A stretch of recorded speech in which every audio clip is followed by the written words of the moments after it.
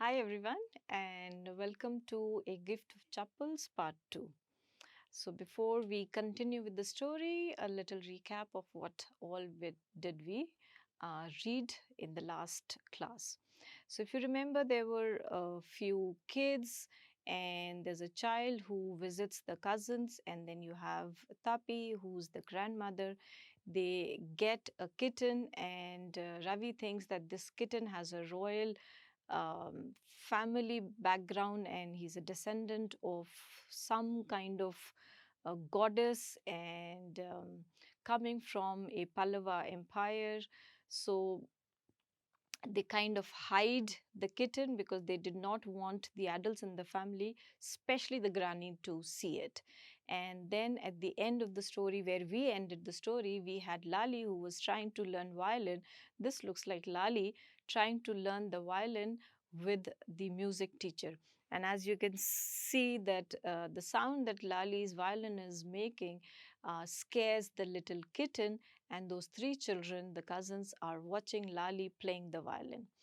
So let's continue and see what happens next. So these are pages 22 to 28.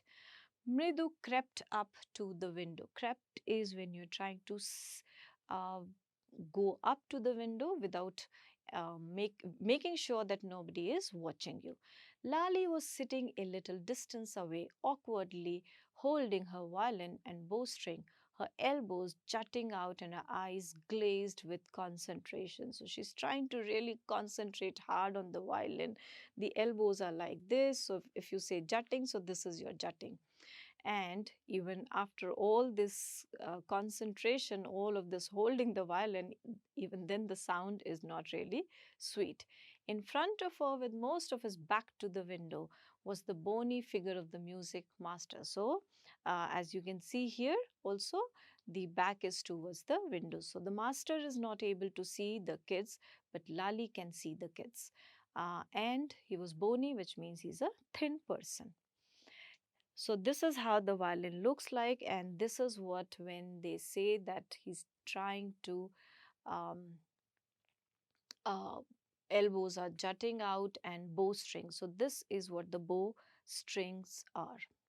So he had a mostly bald head. Bald is when you don't have hair on the head, with the fringe of oiled black hair. So the only hair that are falling is a little fringe. So if you have some hair here, that is fringe, and he has oiled them. So most of the time, if you oil it, they look really black and shiny.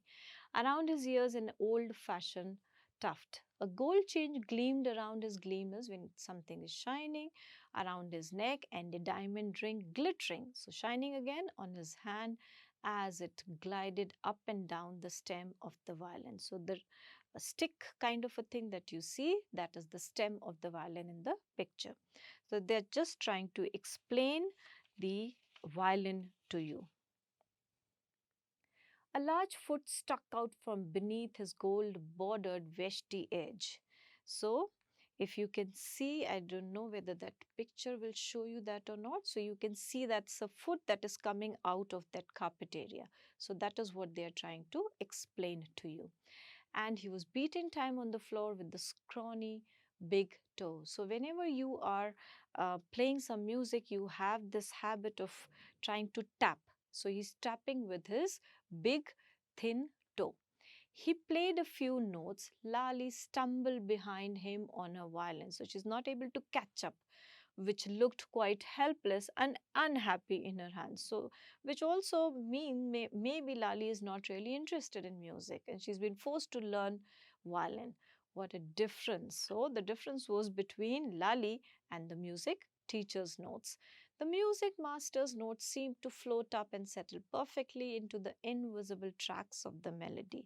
So, the melody, the sweet note, the sweet music that is coming from violin of the music teacher is absolutely good and sweet, melodious, but the notes that Lali is trying to um, play on the violin is very, very harsh. It was like the wheels of a train fitting smoothly. So they are still continuing to tell you how was the music teacher playing the violin. So it fitted smoothly into the rails and whizzing along. So you did not feel that he's really trying hard to make that melodious song. It was just coming as he played. Mridu stared at that huge beringed hand. Beringed is when the music master was wearing a ring. He has to wear a ring when he's trying to play on the strings. Effortlessly up the violin stem, making the lovely music. So even Mridu is staring, looking intently, and listening to the music.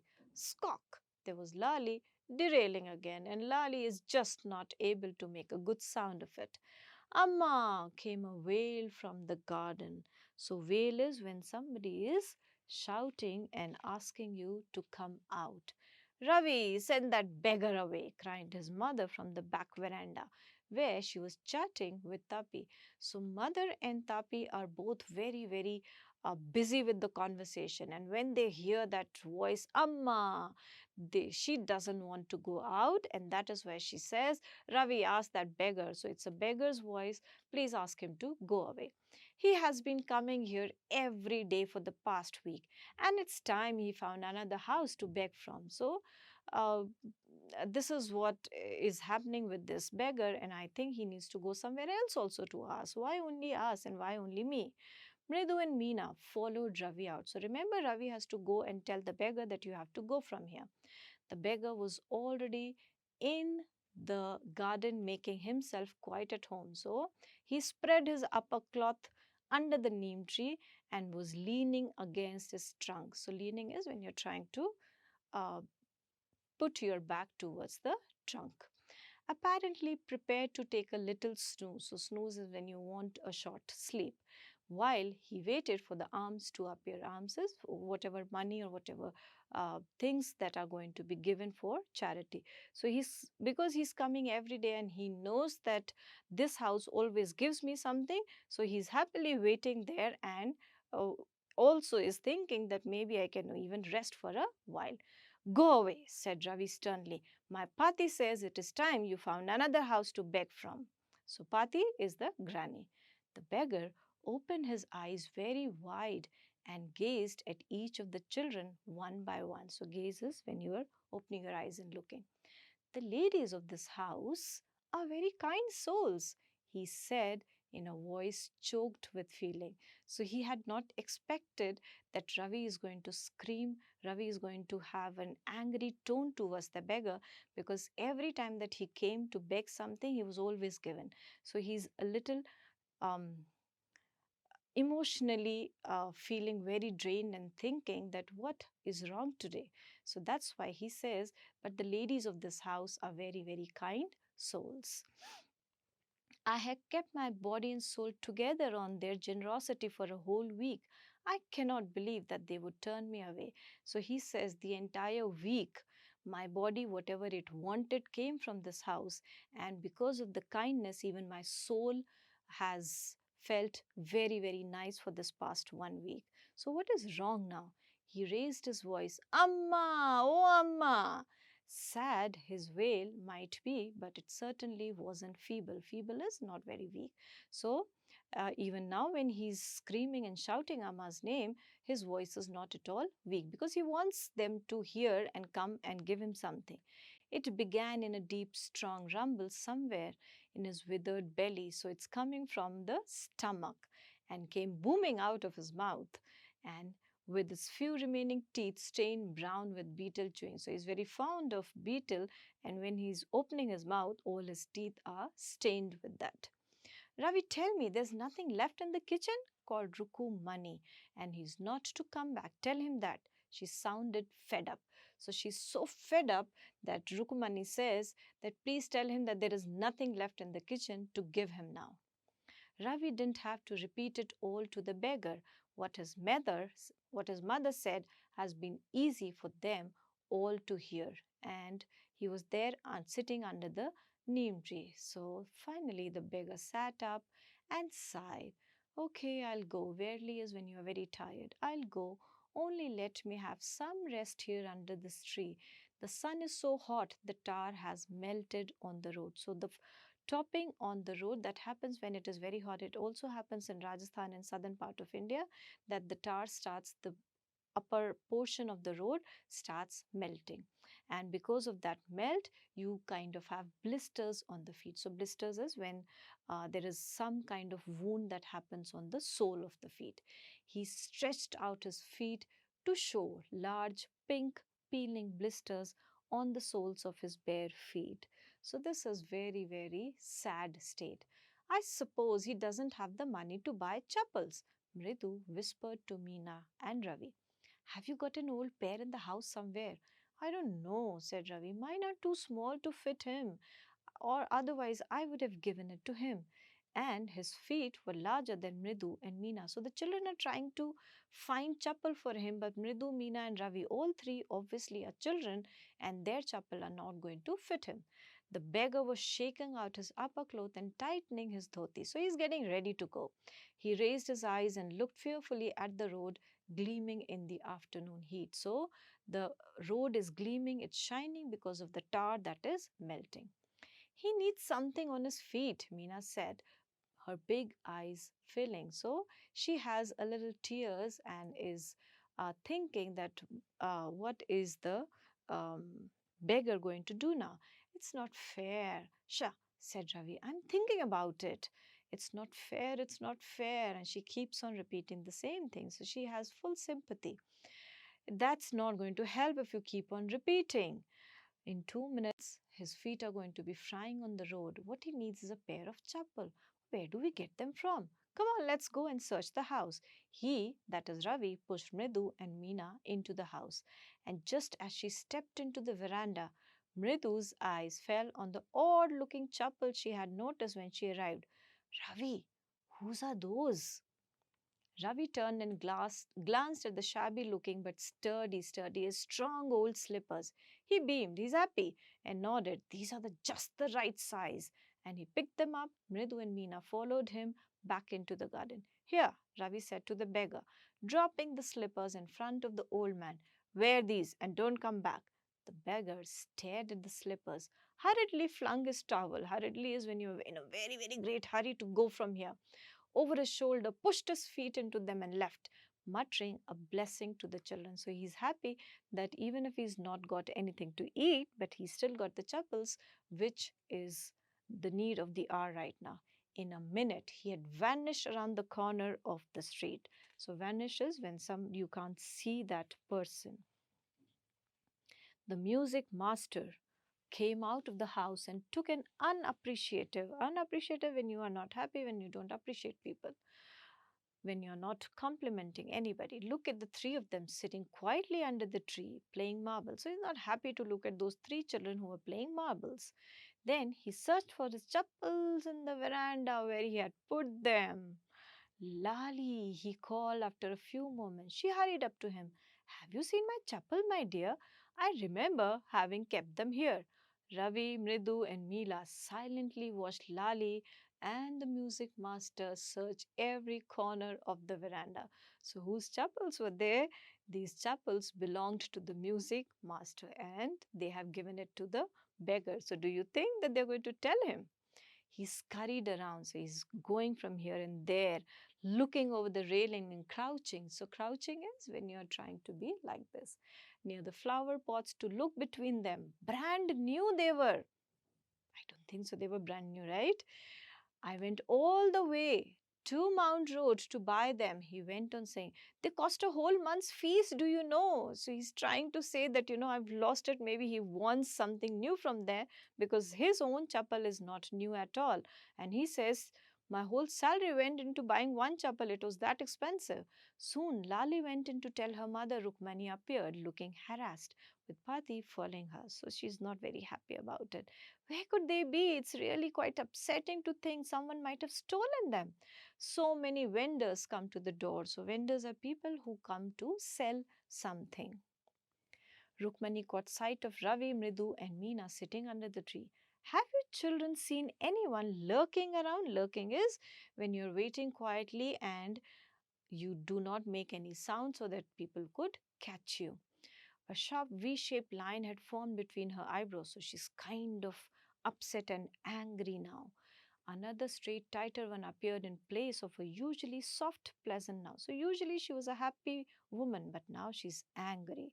I thought Mridu with a shiver. So Mridu is a little scared. She wouldn't be so upset if she knew about the poor beggar with sores on his feet, and she tried to tell herself that maybe I should tell that secret.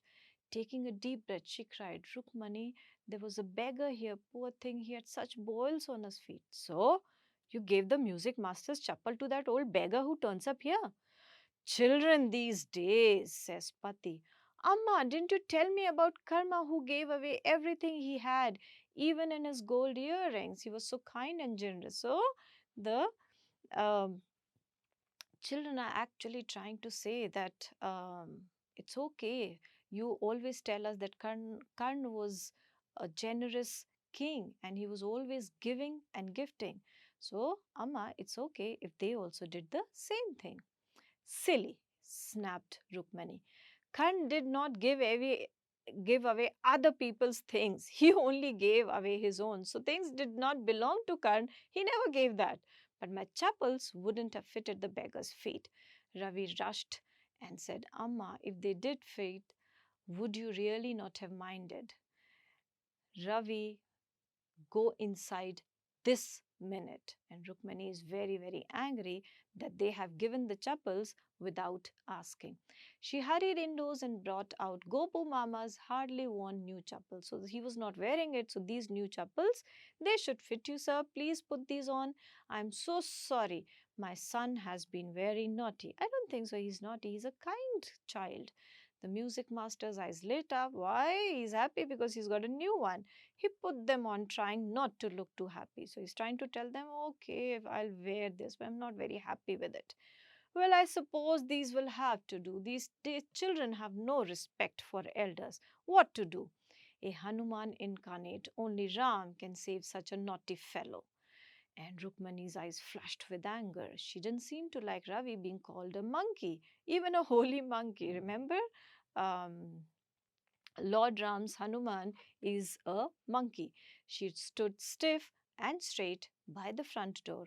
It was clear she wanted him to leave quickly. So she's so angry, she wants the music master to go. When he had clattered off in his new chappals, she said, Mridu, come and have some tiffins.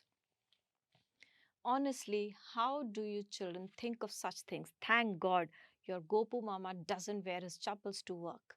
As she walked towards the kitchen with Mridu and Meena, she suddenly began to laugh. But he's always in such a hurry to throw off his shoes and socks and get into his chapel as soon as he comes home. What is your mama going to say in the evening when I tell him I gave his chappals to the music master? So Ravi gave the chapel to the beggar and this one has given chappal to the music master. So both of them have done or committed a mistake. So finally, we come to the end of the story and the kitten was not found. So it is only the story of a gift of chappal. So quickly rewrite each of the following pairs of sentences as a single sentence. And how do we do it? We use the word if at the beginning of the sentence. So the first one is you study hard, your English will improve. So if you study hard, your English will improve and you remove the full stop in the middle. I won the lottery, I will buy a plane. If I won the lottery, I will buy a plane. I get enough sleep, I will get better. If I get enough sleep, I will get better. You don't open the door, I will have to break it open. So if you don't open the door, I will have to break it open. So, if you want, if you don't want, if you want him to. Don't go to the theater if you don't want to. He'll post your letter if you want him to. Please use my pen if you want to. He'll lend you his umbrella if you want him to. My neighbor Ramesh will take you to the doctor if you want to. Don't eat it if you don't want to. So, the choices was if you want to, if you don't want to, if you want him to. So these were the choices that we had to write in all these 6 sentences. So with that, we come to an end of a very interesting story. And also these two exercises, I do hope that you're going to take out your notebooks and write them and finish it off. So bye for now.